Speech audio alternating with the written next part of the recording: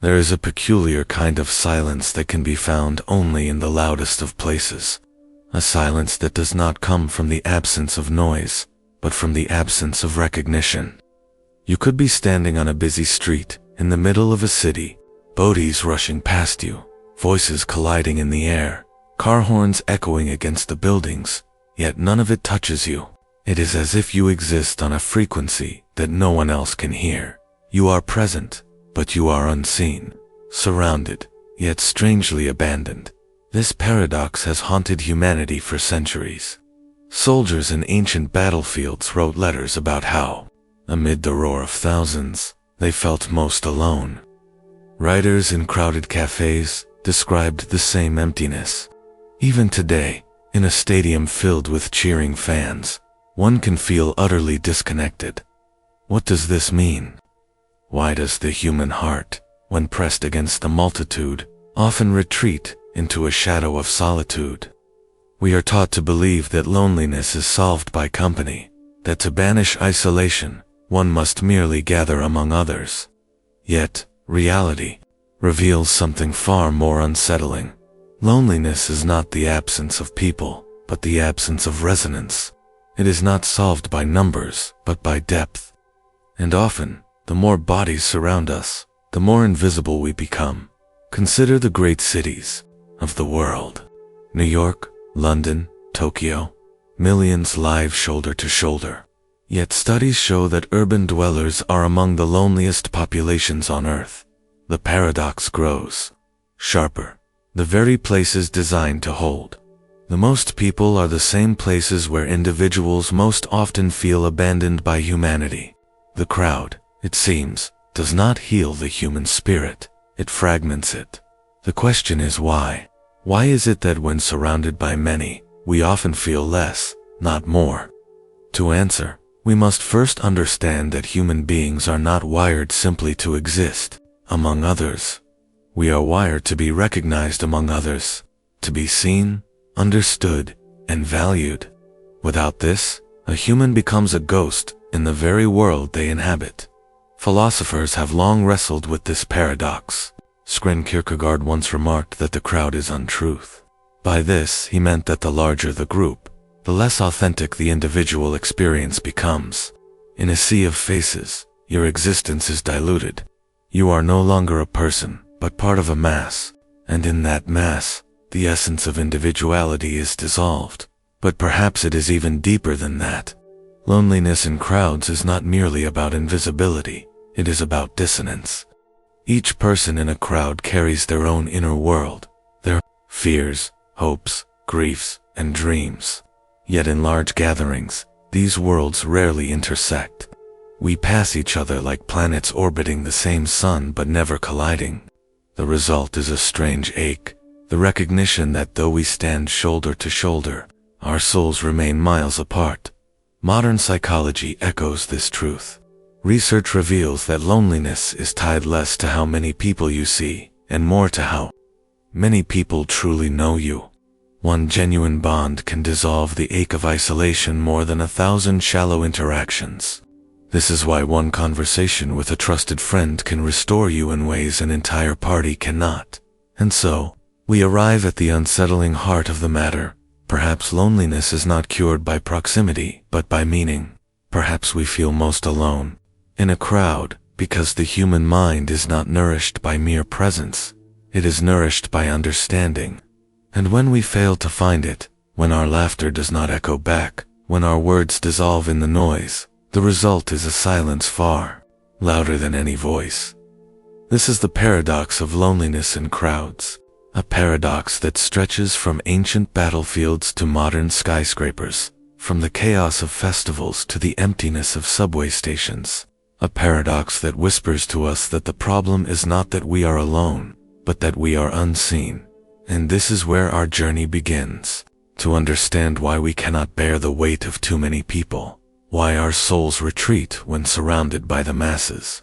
We must look deeper into the biology of the brain, the history of human tribes, the masks we wear, and the invisible forces of society that shape how we connect, and why we so often fail to The human brain was never designed for the world it now inhabits. Every moment in a crowded environment bombards us with signals, fragments of conversation, facial expressions, gestures, tones of voice, shifting energies. Each pair of eyes carries an unspoken judgment. Each voice competes for attention. Every subtle movement is quietly processed, often without our awareness. What feels like just being in a crowd is, in reality, a neurological storm. Psychologists call this social overstimulation. It is not an abstract concept, but a measurable phenomenon. Studies in cognitive neuroscience show that when humans are placed in environments saturated with unpredictable signals, the amygdala, the brain's emotional alarm system, becomes hyperactive. Stress hormones like cortisol rise. Attention fragments. What should be a simple presence among others becomes an invisible battle within the nervous system. This is not weakness. It is survival. For most of human history, the presence of many people in one place was not normal. Our brains evolved in small groups where every sound, every face, and every gesture mattered for survival. A raised voice might signal a threat. A subtle shift in posture could reveal hostility. Those fleeting facial cues, lasting less than half a second, are still unconsciously processed by our brains. When multiplied by dozens or hundreds of people, it becomes sensory chaos. The British anthropologist Robin Dunbar proposed something remarkable. The human brain can only maintain about 150 stable social relationships. This number, known as Dunn number, reflects the cognitive limits of our species. Beyond this threshold, our capacity to track trust, intimacy, and social nuance collapses. Yet today, in a single day, we might interact with more strangers than an ancient tribe encountered in a year. Every glance on the subway, every notification on a phone, every face in a marketplace quietly exceeds the evolutionary bandwidth of our minds. The result is exhaustion, not because we are fragile, but because our design was never meant for constant exposure to such density. Imagine an ancient hunter suddenly transported into a modern city. The flood of signals would overwhelm him within minutes. We are that hunter, still carrying the same nervous system, but trapped in environments our ancestors could not have imagined. Introverts often understand this more viscerally. They are not antisocial, nor are they shy. They simply reach their neurological threshold faster. Extroverts, by contrast, may seek the stimulation longer, but even they are not immune to the eventual cost.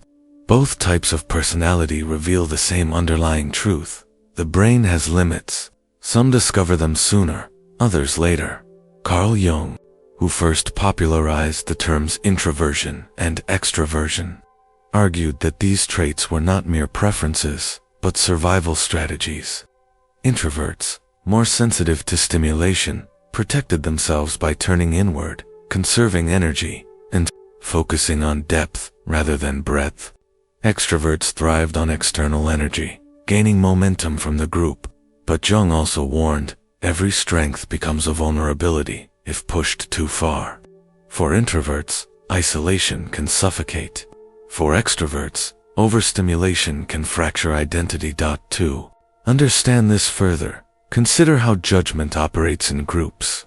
Neuroscientists have shown that the prefrontal cortex, the part of the brain that regulates self-awareness, becomes hyperactive when we feel observed. In crowds, we are not only processing others, we are also managing the perception of ourselves. How do I look? Did I say the right thing? Am I being judged? This double burden, reading others while simultaneously rehearsing our own performance, creates what researchers call ego fatigue. The brain burns through its limited reserves of willpower and focus, leaving us drained, even after seemingly simple social interactions. Add to this the invisible weight of conflicting energies. Each person carries emotional states, anxiety, excitement, anger, boredom. Psychologists studying emotional contagion have found that humans unconsciously absorb the moods of those around them. One anxious individual can spread unease to dozens. One restless person can shift the atmosphere of an entire room. In a crowd, we are not merely navigating noise. We are drowning in an ocean of unfiltered emotions, none of which fully belong to us, yet all of which affect us. This raises a critical point. Feeling drained in social settings is not an individual flaw. It is the predictable consequence of a biological system designed for scarcity being forced into abundance. The abundance of faces, signals, judgments, and emotions overwhelms our finite processing power. The brain responds by shutting down energy, retreating into silence, or seeking escape. Think of it as a form of self-defense. Just as the body becomes fatigued after running a marathon, the mind becomes fatigued after processing the endless marathon of human signals in crowds. It is not cowardice, it is conservation. The nervous system retreats so it can preserve clarity and coherence. And yet, in modern culture, we shame this withdrawal. We equate social exhaustion with weakness, calling people antisocial, too sensitive, or awkward. But what if it is the opposite? What if sensitivity to overstimulation is not a flaw, but a sign of awareness? What if the ability to recognize the limits of one's energy is a mark of intelligence, not inadequacy? Seen through this lens, overstimulation is not just about survival. It is about discernment. The mind is signaling, choose carefully. Do not scatter yourself among the masses. Protect your energy for those who matter. Because in a world of endless signals, the greatest strength may not be in receiving everything, but in learning what to refuse. This is why the paradox of loneliness in crowds begins to make sense. We are not lonely because we are broken. We are lonely because our systems are saturated, and in that saturation, depth is lost. Connection becomes thin, resonance disappears. To truly understand why being around many people often feels unbearable, we must go deeper into the ancient roots of our species, into the tribes we once belonged to, and the very history of human groups that shaped the architecture of our minds. For more than 99% of human history, the world looked nothing like it does today. There were no cities, no vast highways, no endless crowds of strangers brushing past each other without a word. Instead, there were tribes, small, tightly knit groups of 20 to 50 people, bound together not by choice, but by survival. To be human was to belong to a circle of familiarity, faces you knew, voices you trusted, roles you depended on. In that world, loneliness was rare, because separation was fatal. To be cast out from the tribe was to face death. Connection was not optional. It was life itself. Every gesture in these ancient groups carried weight. A shared meal meant security. A glance could mean alliance or danger. A disagreement could fracture the fragile balance of survival. And yet, within these groups, there was depth, bonds built through shared struggle, common ancestry, and collective memory. Trust was not abstract, it was lived. If you slept, someone guarded. If you hunted, others gathered. If you fell ill, the group either healed you or carried your absence like a wound. This is the environment in which the human brain evolved. The architecture of our psychology, our capacity for empathy, for gossip, for cooperation and rivalry, was sculpted not in cities of millions, but in villages smaller than a modern classroom. Anthropologists call this the tribal mind. It is the foundation of who we are, and it lingers in us still, silently guiding the way we feel in groups today. Contrast this with the modern world. In a single commute through a city, one might encounter hundreds of strangers. In a single day on social media, one might see thousands of faces, names, and updates. The mind, designed for intimacy with a few dozen, is now flooded with impressions from multitudes. The tribe has expanded beyond comprehension, yet the brain has not. It still yearns for a circle small enough to know, to trust, to matter. This mismatch creates a peculiar kind of alienation. Surrounded by millions, we still crave the closeness of dozens. Our nervous system does not recognize a sea of strangers as security. Instead, it interprets it as danger, or worse, as emptiness. This is why so many feel more at peace in a quiet cafe than at a bustling festival, more at home in a conversation with one trusted friend than at a party with 100 guests. The ancient tribe whispers through our biology, depth over breadth, resonance over numbers. Evolutionary psychology explains this further. For a tribal human, recognition equaled survival. If others knew your role, your value, your place, you belonged. If they did not, you were vulnerable. Today, in a world of anonymous cities, most people we encounter have no recognition of us at all.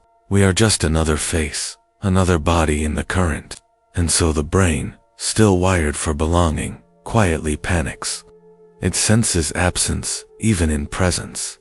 It interprets a crowd of strangers not as connection, but as exile. This truth is reflected across cultures. In traditional communities that still live in small groups, from remote tribes in the Amazon to pastoral villages in Africa, rates of reported loneliness are dramatically lower than in industrialized nations. Their lives are not easier, but they are more bonded. Every member matters because every member is known. In contrast, the modern individual can live in an apartment surrounded by hundreds of neighbors, and yet die without a single one noticing for weeks. It is not the quantity of people that matters, but the quality of recognition. History amplifies this lesson. The great civilizations, Mesopotamia, Egypt, Rome, grew through scale. But each collapse revealed the same vulnerability. As empires expanded, intimacy eroded. Citizens became cogs, anonymity spread, and alienation followed. Philosophers from Aristotle to Rousseau lamented this shift. Aristotle once declared that humans are political animals, meant for community. But the community he imagined was not the faceless crowd of the metropolis. It was the polis, a city-state small enough that each citizen's voice carried weight. Beyond that size, belonging fractured. Today, we live in a world magnified 1,000 times beyond Aristotle's polis. A single global city contains more people than an entire ancient empire. Our technology amplifies this scale further, connecting billions in networks that stretch beyond imagination. And yet, beneath this illusion of connection, the tribal brain trembles. It longs for what it cannot find, a circle of the known, a scale of life where trust and recognition are possible. This evolutionary mismatch carries profound consequences. It explains why social media, despite connecting us to thousands, often leaves us feeling lonelier than before. It explains why corporate offices, filled with people, can feel cold and impersonal, while a single evening with family restores a sense of belonging. It explains why urban dwellers often retreat into small chosen tribes, book clubs, sports teams, online communities, desperate to recreate the intimacy our biology still demands. And so we begin to see the deeper truth. The alienation of modern crowds is not a personal failure. It is the natural result of an ancient brain colliding with a modern reality. The tribe has vanished, and in its place stands a civilization too vast for the nervous system to comprehend. We are, in a sense, exiles from our own design still. Tribal beings wandering through a world that has outgrown the tribe. This is why, even in the middle of a busy street, one can feel invisible. Why the sight of countless strangers does not fill us with safety, but with quiet unease. It is not that we are broken. It is that our environment has shifted too quickly for evolution to follow. We carry the instincts of the tribe in a world of nations, the longing for intimacy in a landscape of anonymity. To understand the full weight of this mismatch, we must go further, for it is not only the size of groups that has changed, but the roles we play within them. In the ancient tribe, identity was constant. Today, surrounded by multitudes, we wear masks, we perform, we suppress. And it is in this performance, as much as in the scale itself, that the loneliness of modern crowds begins to reveal its true face. Every time we step into the presence of others, something subtle happens. We begin to perform. The words we choose, the tone of our voice, even the movements of our hands, shift in ways we rarely notice. Around family, we play one role. Around colleagues, another. Around strangers, yet another. This is not deception. It is survival. It is the art of wearing masks, a dance as old as human society itself. The sociologist Erving Goffman once described human interaction as a kind of theater. In his work, The Presentation of Self in Everyday Life, he argued that we are all actors on a stage, carefully curating the version of ourselves we present to the world. The front stage is where we perform, polite, agreeable, controlled. The backstage is where we retreat, where the masks slip, where the unpolished self emerges. We spend much of our lives moving between these two worlds, rarely noticing the cost of constant performance. In small groups, the mask is light. Among close friends or loved ones, it can even disappear altogether. But as the group grows larger, so too does the weight of the performance.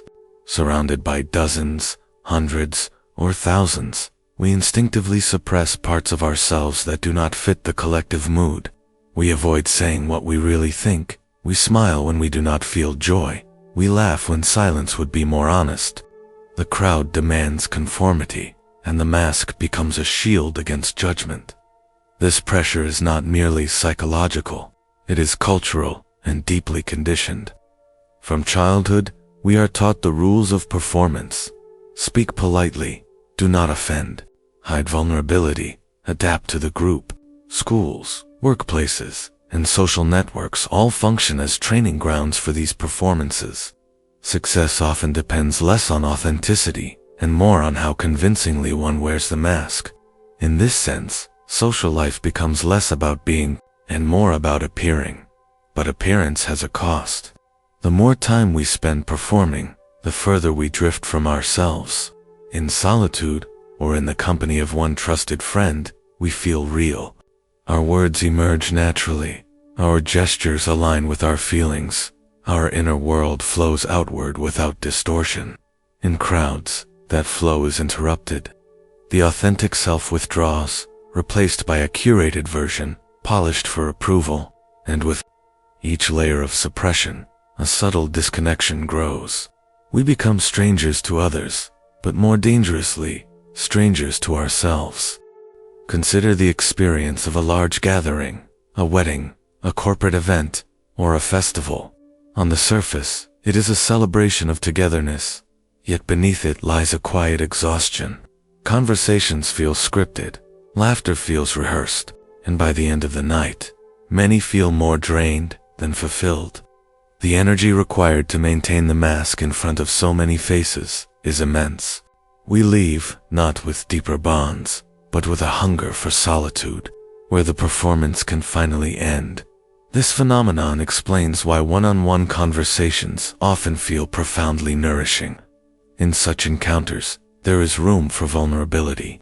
There is space for silence, for honesty, for imperfection.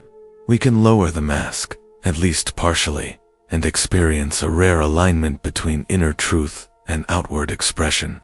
These are the moments when connection feels real, not because of numbers, but because of authenticity. History has long understood this tension. Ancient philosophers frequently retreated from the public sphere into solitude to rediscover their true selves. Diogenes rejected societal expectations altogether, living in poverty to strip away the masks of convention. Nietzsche warned of the danger of losing oneself in the herd, where individuality dissolves into conformity. Again and again, thinkers have returned to the same insight, that crowds, by their very nature, demand performance, while truth is often found in withdrawal. Yet the modern world intensifies this struggle. Social media, the largest stage humanity has ever built, transforms daily life into continuous performance. Every post, every image, Every comment is curated for an invisible crowd of hundreds or thousands. The line between authentic self and performed self blurs until the mask becomes indistinguishable from the face beneath it. We begin to forget what we were before the performance began. And so, when surrounded by many people, the disconnection we feel is not simply from them, but from ourselves. The crowd becomes a mirror in which we see only the mask, never the person behind it. This is why solitude feels like a relief, not because others are inherently draining, but because only in solitude can the performance pause.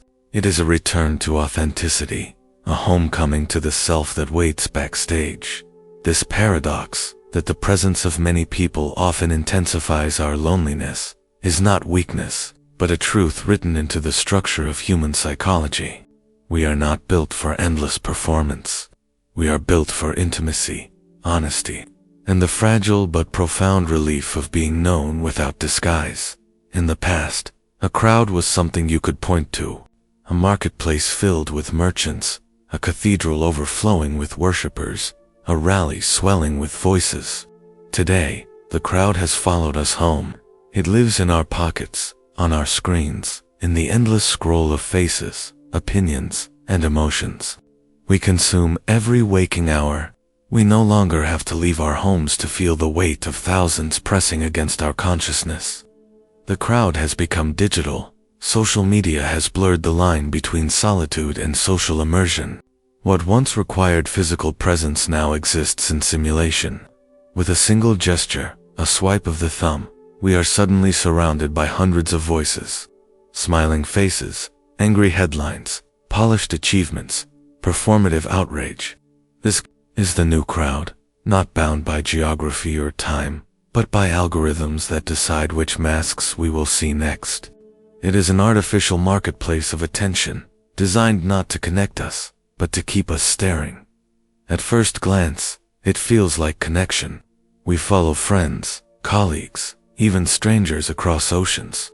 We can see into the intimate corners of their lives, their meals, their travels, their triumphs, their losses. We are offered a seat at a table once reserved for the closest of companions. But the intimacy is an illusion. What we see is not reality, but curation, a carefully selected fragment of a life, polished and edited for the digital stage. Like Guffman's front stage performance, it is a mask, one that hides more than it reveals. And yet, our brains treat these interactions as real. Every smiling photo, every angry post, every celebratory announcement becomes another social input to process, another mask to interpret. The result is overstimulation. Just as walking through a busy square overwhelms us with too many faces, scrolling through endless feeds overwhelms us with too many signals. The difference is that the square eventually empties. The feed never ends. The crowd is always there, always pressing, always demanding attention. Psychologists have begun to describe this as digital crowding. Just as our evolutionary brains are unequipped to process thousands of strangers in a single day, they are equally unequipped to process the endless stream of virtual presences that flood our screens. Each interaction may seem small, like a comment, a passing glance at a photo, but multiplied by hundreds or thousands, they create a constant low-level fatigue. This fatigue manifests as loneliness, not because we lack contact, but because the contact we receive lacks depth. In physical crowds, we wear masks. In digital crowds, we consume masks. Either way, authenticity is lost. And without authenticity, the sense of being truly seen and known disappears. We drown in connection, yet starve for meaning. Consider the phenomenon of curated happiness. Day after day, we encounter images of people smiling, celebrating, traveling, succeeding. Even when we logically know these images are partial truths, they create a quiet dissonance. Our own lives, with their daily struggles, silences, and imperfections, seem pale in comparison. Surrounded by the illusion of universal joy, we feel more alone in our unpolished reality. What was meant to bring us closer instead magnifies the distance between who we are and who we think everyone else has become. The same effect occurs in the realm of ideas. Online, we are bombarded by outrage, political division, and collective hysteria. Every headline demands our emotional reaction. Every comment section becomes a battlefield of opinions. In this constant state of conflict, subtlety dies, complexity fades, and so, rather than feeling enriched by exposure to diverse perspectives, we feel drained by the performance of endless argument. The crowd becomes not a source of connection, but of alienation. Historically, humans had rituals to regulate social overstimulation. Festivals, religious gatherings, and town assemblies were balanced by periods of solitude, quiet labor, or close-knit community life. There were boundaries between the crowd and the self. Technology has dissolved those boundaries. The crowd now follows us to bed, greets us when we wake, and interrupts us in every spare moment. The result is not connection, but psychic exhaustion. This exhaustion is not accidental. It is engineered. Social media platforms are not designed to nourish, but to addict. They thrive on outrage, envy, and comparison, because these emotions keep us engaged. The longer we stay, the more data is harvested, the more advertisements are sold. The crowd is not a community, it is a marketplace, and we are both the product and the consumer, and yet, the paradox remains. Surrounded by more connection than at any point in human history, people report record levels of loneliness. In surveys across nations, individuals confess to feeling unseen, unheard, and unknown. The crowd has never been larger, but the bonds have never been weaker.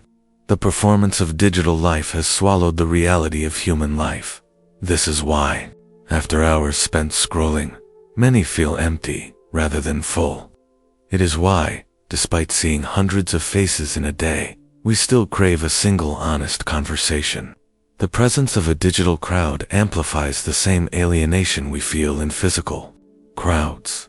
We are surrounded, yet alone, connected, yet isolated, performing, yet unseen.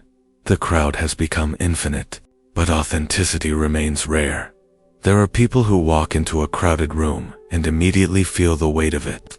The laughter that others find energizing seems to echo too loudly in their chest. The shifting micro-expressions, the quick glances, the undercurrents of judgment. They notice it all, sometimes more than they wish to. For them, the crowd is not simply noise. It is a storm of energies, an invisible tide pressing against their nervous system. These are the sensitive minds, the introverts, the empaths, the thinkers, the creators, those who do not merely exist in the world, but who absorb it. For much of history, such sensitivity has been misunderstood.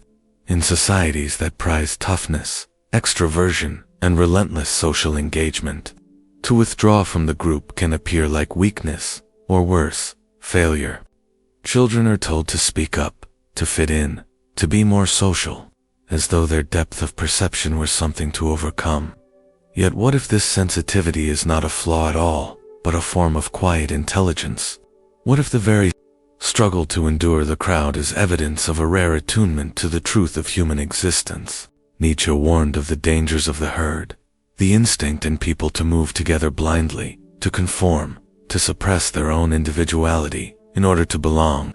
For him, the great tragedy of human life was not that we are alone, but that we are so easily swept into collective illusions. The sensitive mind resists this sweep. It feels the suffocation of conformity more acutely. It notices when a group cheers too loudly, when an ideology spreads too easily, when a performance replaces authenticity. It suffers in the crowd, yes, but precisely because it refuses to surrender to it. Carl Jung described individuation as the lifelong process of becoming who we truly are. Distinct from the roles, masks, and expectations society projects upon us, the sensitive person often stands at the threshold of this process. Where others might remain comfortable in borrowed identities, They feel the friction of inauthenticity with unbearable intensity. They cannot pretend for long. They may wear masks, but the masks burn their skin. Their discomfort in crowds is not cowardice. It is the psyche's insistence on something more real. This does not mean the path of sensitivity is easy. In a world that glorifies visibility, noise, and mass participation, the one who turns inward often feels alien. They may question their place, wondering why others seem to thrive in environments that leave them depleted. Yet history reveals that much of humanity's deepest insight has come not from the herd, but from those who dared to stand apart. Poets, philosophers, mystics, and visionaries. Many carried the same burden of hypersensitivity, the same uneasy relationship with the collective. They endured solitude not as a punishment, but as the price of perceiving what others could not. There is, however, a danger in this sensitivity. If left unrecognized, it can collapse into self-doubt, even despair. The sensitive mind may internalize society's verdict, believing itself broken. It may mistake its depth of feeling for fragility, its need for solitude for inadequacy. This is the silent struggle, not simply bearing the crowd, but bearing the misunderstanding of oneself within it. And yet, reframed, sensitivity becomes strength. The one who notices the subtle is less likely to be deceived by spectacle. The one who feels deeply is less likely to become numb to cruelty. The one who resists the pull of the crowd preserves the possibility of truth. In this way, the sensitive mind carries a hidden responsibility to remind humanity of what it so easily forgets in the roar of collective noise, that the individual's soul matters, that authenticity matters, that silence can speak louder than applause. To be sensitive is to live with constant tension. It is to see more than most people see, to feel more than most people feel, and to endure the loneliness that comes with such awareness. But it is also to hold the key to depth in an age of distraction, to intimacy in an age of performance, to wisdom in an age of noise. If you are one of these minds, your struggle is real, but so is your gift. The world may not always recognize it, but history whispers otherwise. The sensitive have always been the ones to pierce the illusions of their time, to see through the masks of power, to carve new paths of meaning. In their solitude, they discover truths that the crowd cannot bear to confront, and in doing so, they keep alive the possibility that humanity can be more than a herd. Sensitivity, then, is not weakness. It is resistance. It is clarity. It is the soul's refusal to drown in the noise of the many. History is filled with moments when the individual disappeared into the collective, when the power of the crowd rose above reason, above conscience, and above self. These moments are seductive, frightening, and instructive, for they reveal something timeless about the human condition, that beneath the surface of individuality lies a deep vulnerability to the herd. Consider the mass rallies of Nazi Germany. Tens of thousands of people, packed shoulder to shoulder, their voices merging into a single chant. The hypnotic effect of banners, music, and fiery speeches created an atmosphere where the individual ceased to exist. In those moments, it was not a collection of people making choices, but a singular organism moved by rhythm and emotion. For those present, the sensation was intoxicating. One did not feel alone. One felt absorbed into something greater, swept up in a tide of apparent destiny. Yet what was gained in belonging came at the cost of conscience.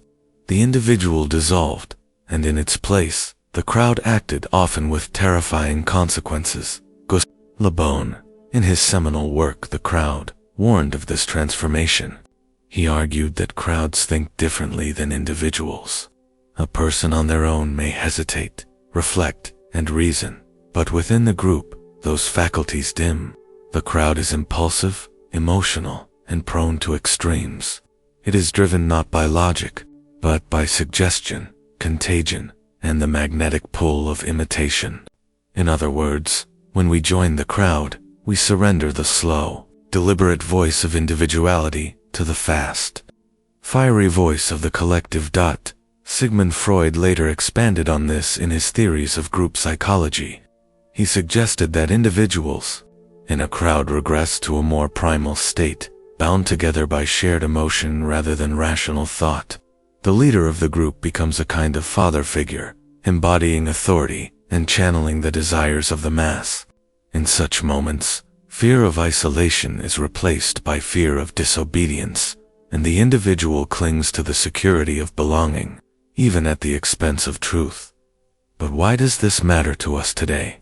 Because the crowd is not only a relic of the past, it is alive in modern political movements, in viral online hysteria, in stadiums, protests, and mass celebrations. We see it in financial bubbles, when millions buy into the same illusion of endless growth. We see it in moral panics, when outrage spreads faster than facts. Each time, individuality is tested against the collective pressure to conform. This is where the paradox of loneliness in crowds deepens. In the crowd, one might feel less alone, yet more endangered. For while the presence of others promises unity, it also threatens to erase the very self that makes connection meaningful. The sensitive mind feels this threat acutely.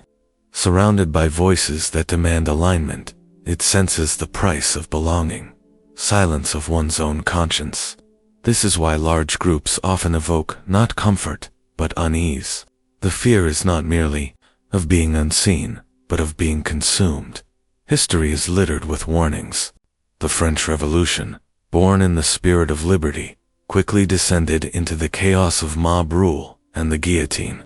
The Salem witch trials, fueled by collective fear, destroyed lives in the frenzy of accusation. Even in more mundane settings, from corporate environments to social cliques, we find the same dynamic: the pressure to nod along, to fit in, to suppress dissent. And yet, the lure of the crowd remains powerful. To be part of something larger than oneself is a primal desire.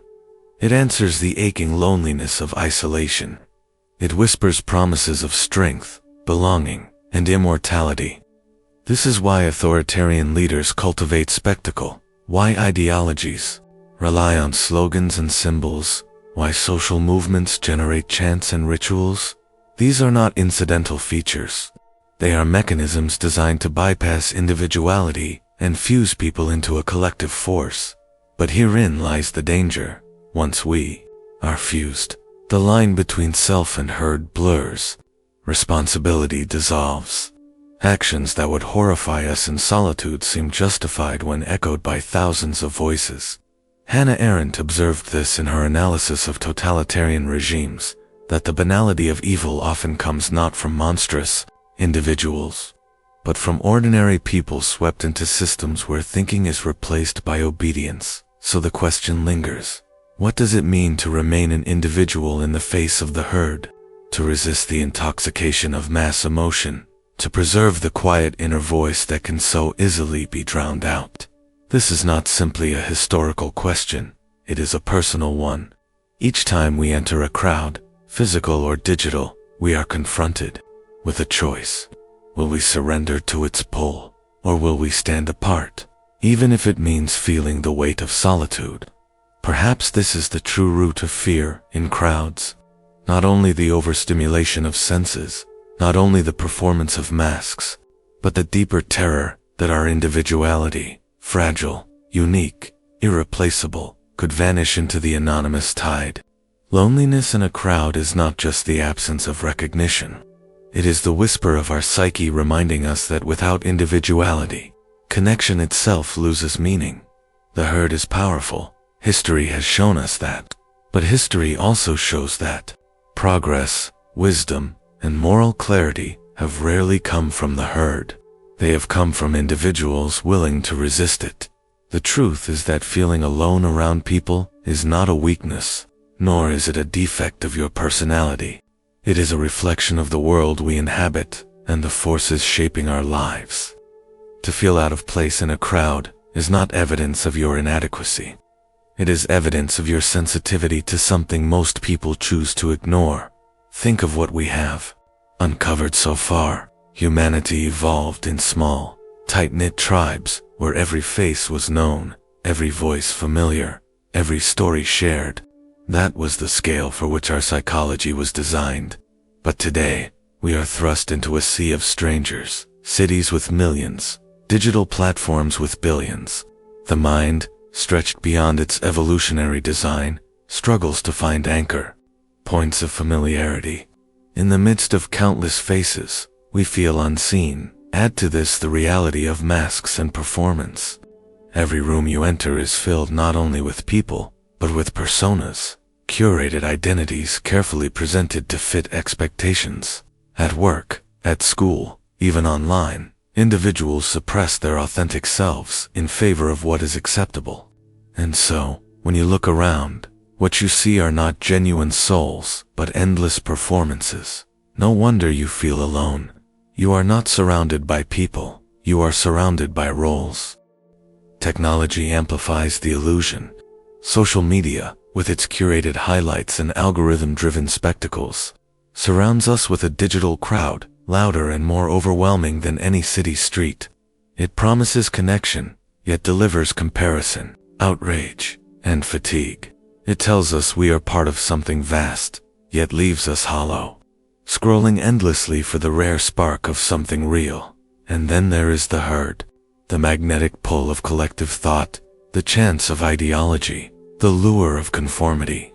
In crowds, individuality is threatened, conscience drowned out. To resist is to feel the sting of solitude. To conform is to lose yourself. Either way, the experience of being among many often leaves you feeling more isolated than before. Put together, the picture is clear. Your loneliness is not irrational.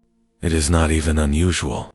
It is the logical response of a mind craving depth in a world drowning in surface. The ache you feel in groups is not a sign that you are broken. It is a signal that what you seek is not quantity, but quality. Not the noise of many, but the authenticity of a few. This is why the deepest relief often comes in solitude, or in the presence of one trusted friend. In those spaces, masks fall away, performance ceases, the overstimulation quiets, and for a moment, the mind can rest in something genuine. That is not loneliness. That is alignment. That is truth. Perhaps this is the beauty hidden within the discomfort of loneliness. It points us toward what is real. It reveals that connection is not measured by numbers, by followers, or by how many people know your name. It is measured by honesty, by presence, by the rare moments when another human being sees you, not your mask, not your role, but you. And so the truth about why you feel alone around many people is this: because most of what surrounds you is not real. You feel alone because you are waiting for something deeper, something human, something rare. And though that search can feel isolating, it is not a curse, it is a compass. It is the sign that you value authenticity more than appearance, depth more than distraction, intimacy more than illusion. To feel alone is not to be lost. It is to be awake in a world where most are asleep. There is a paradox hidden at the heart of the modern experience. The more connected we become, the more isolated we feel. Billions of voices are only a click away, yet genuine presence, the kind that nourishes the soul, seems rarer than ever. Crowds surround us, both physical and digital, yet the quiet ache persists, the longing to be understood. And so, the question arises, how does one find meaningful connection in a world overflowing with noise? The first step is to recognize that connection is not about numbers. For much of human history, survival depended on belonging to a tribe of a few dozen. The human mind was not designed to know thousands, let alone millions. It was designed to know a few deeply. When you search for intimacy in vast crowds, you are asking something of yourself that evolution never prepared you for. This recognition is liberating, because it reveals that the problem is not you, it is the environment. To find meaning, one must shift focus from the quantity of relationships to the quality of them. One true friend outweighs 1,000 acquaintances. One authentic conversation heals more than 100 shallow interactions. In the stillness of solitude or the trust of a single companion, the soul can breathe. It is here that masks drop, performances fade, and what remains is something simple, fragile, and profoundly real. But finding this depth requires courage. It demands stepping away from the herd, resisting the pull of conformity. Society rewards those who blend in, who perform the expected roles, who chase the applause of many. Yet the applause of many is hollow compared to the understanding of one. To dare to choose depth over surface is to risk standing apart. But it isn't standing apart that true connection becomes possible. The philosopher Friedrich Nietzsche warned of the dangers of herd mentality, the way individuals lose themselves in the comfort of the crowd. Carl Jung spoke of individuation, the painful but necessary journey of becoming oneself, distinct from collective expectations. These ideas converge on a single truth: authenticity is costly, but it is the only soil in which meaningful connection can grow. When you show yourself as you are, unmasked and unguarded, you may repel some, but those who remain will be the ones who matter. Solitude, too, must be related. For centuries, mystics, artists, and philosophers retreated from the crowd, not because they despised humanity, but because they sought to return to it with greater clarity. Solitude is not the enemy of connection, it is its preparation. When you learn to sit with yourself, to hear your own thoughts without drowning them in noise, you develop the strength to meet others authentically. Solitude refines perception, sharpens empathy, and reveals what kind of relationships truly nourish you. In this sense, choosing solitude is not withdrawing from the world, but learning to approach it on your own terms. And here lies the paradox. Those who dare to step away from the crowd often discover that they become more connected, not less. By refusing the superficial bonds of mass belonging, they create space for the rare, the real, the transformative. It is why a single letter from a distant friend can mean more than 1,000 likes online. Why a quiet evening in conversation can restore what months of social obligations deplete. Why being alone with your thoughts can sometimes feel like being more alive than in a room full of chatter. The world does not need more connections. It needs deeper ones. It needs people willing to resist the pressure of constant performance. People who dare to ask for authenticity and offer it in return. This begins with you. It begins by seeing loneliness not as a defect, but as a compass pointing toward what matters most. So the next time you feel alone in a crowd, remember, you are not broken. You are awake. You are sensing the artificiality of masks, the emptiness of overstimulation, the fragility of herd belonging. This awareness is not despair, it is power. It is the first step toward creating bonds that matter, toward building a life where solitude is strength and connection is sacred. To be alone is not the same as to be lonely. Loneliness is the hunger for authenticity. Aloneness is the space in which authenticity can be found. And when you embrace this distinction, the crowded world no longer feels suffocating. It becomes a backdrop against which the rarest of connections can shine all the more brightly. In the end, the path is simple, though not easy. Seek fewer, but deeper connections. Embrace solitude, not as exile, but as homecoming. Resist the herd, and you may just discover the few who walk alongside you with eyes unmasked, hearts unguarded, and souls awake. And when that happens, the crowded world will no longer make you feel alone. It will make you grateful that amidst the noise, you chose to listen for what was real.